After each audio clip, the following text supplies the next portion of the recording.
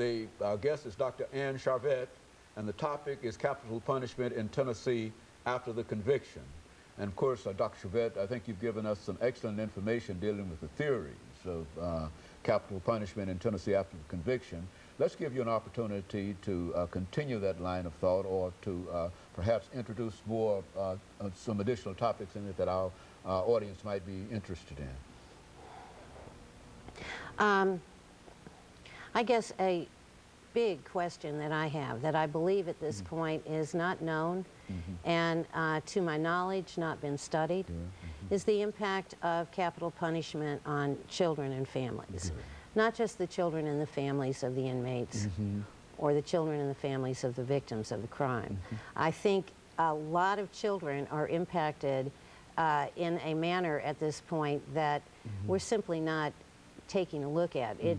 I have had for many, many years a 10-year-old child in my house. They keep changing. It's not the same 10-year-old child, but one of the things that I have watched is the understanding of what is execution and how kids are processing this information and what it means to them.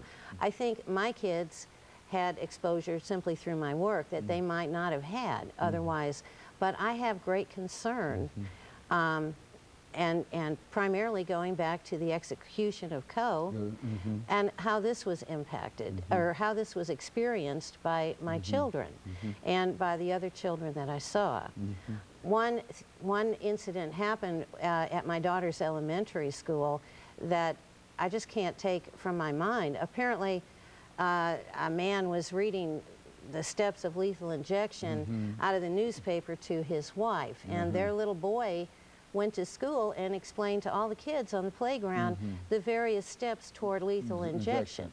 I think we're desensitizing kids. I think the media coverage is very problematic because we don't want to overexpose children, but we also don't want to commit executions without adequate coverage. And I'm concerned, might not be a happening, but I'm concerned that that might be a real issue. I think another real serious concern that I have, I call generational recidivism. Recidivism, when you're dealing with parole and probation, that's an important factor. But when we're dealing with the issue that 70% of the children of incarcerated parents are estimated that they will follow their parent to prison. 70%, 7 out of 10. Is that what we're saying? That's what has been estimated at this point. In fact, George Bush allocated a large amount of money for those children. But I have problems with how exactly it's being spent. There are many, many people effectively parenting from within the prison.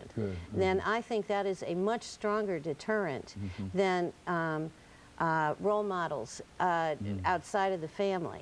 And many, many people, there are classes, parents in prison, that are being offered and that have been for a long time.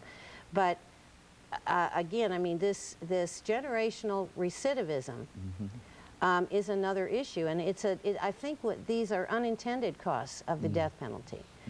And as a third issue, I think it's really important just to simply look at the expense. The death penalty allowed us to look at cases with a magnifying glass, but so many cases within the prison are being unexplored in this manner.